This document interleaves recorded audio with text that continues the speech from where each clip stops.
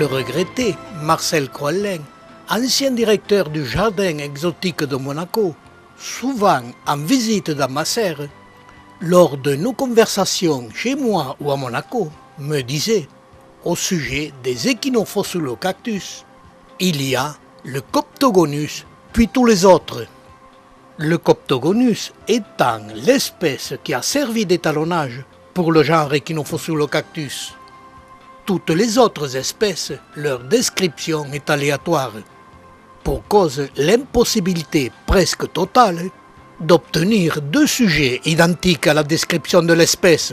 Pour comprendre cette anomalie de description, il faut remonter aux années 1950-60, où la France publiait la revue Cactus qui à l'époque faisait référence.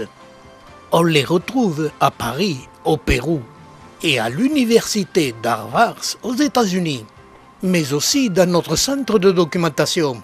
Sur ces revues, nombreuses espèces d'Echinocactus y sont décrites. Pour comprendre ces anomalies de description, il faut remonter aux années 50, où les voyages sur site au Mexique étaient pratiquement inexistants. Pour la plupart des espèces, la description était faite par les Européens.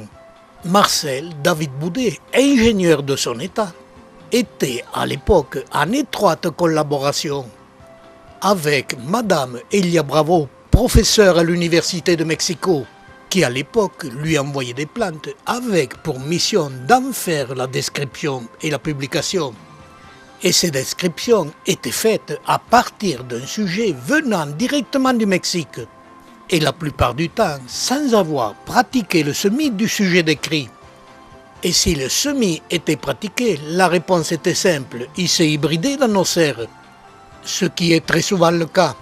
Il faut penser que dans les années 50, les 4x4 n'existaient pas, et la recherche se faisait à dos d'âne. Celle-ci était facilitée pour la professeure Elia Bravo, qui se faisait amener des plantes par les étudiants habitant les villes lointaines de Mexico.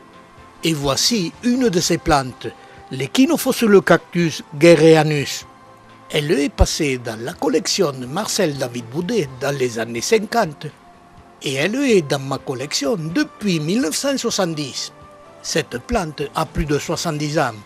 Elle continue à vivre, mais nous montre que le parenchyme cortical est complètement desséché, mais continue de vivre avec seulement le parenchyme modulaire.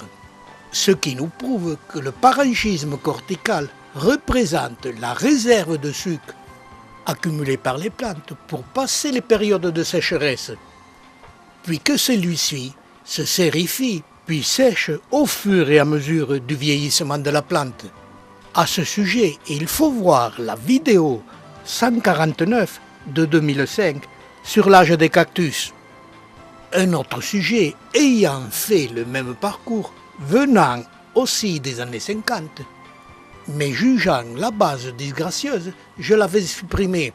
Ce sujet nous montre aussi la partie inférieure de la plante au parenchyme cortical desséché, puis la partie qui est en train de se sérifier. Cette plante a environ 70 ans. Si je ne l'avais pas raccourcie, elle aurait plus de 50 cm de hauteur. Cette plante est en train de mourir, la partie supérieure devenant de plus en plus courte. Elle ne fleurit presque plus et ne donne qu'une à 2 fleurs par an, avec plus de 20 espèces d'Echinophosulocactus. Provenant de la collection de Marcel David Boudet, j'ai pu assister à la fin de vie des espèces du genre Echinophosulocactus. Ce processus de fin de vie est un critère supplémentaire de ce genre. Ce processus est présent dans beaucoup d'espèces de cactacées, mais de façon moins prononcée.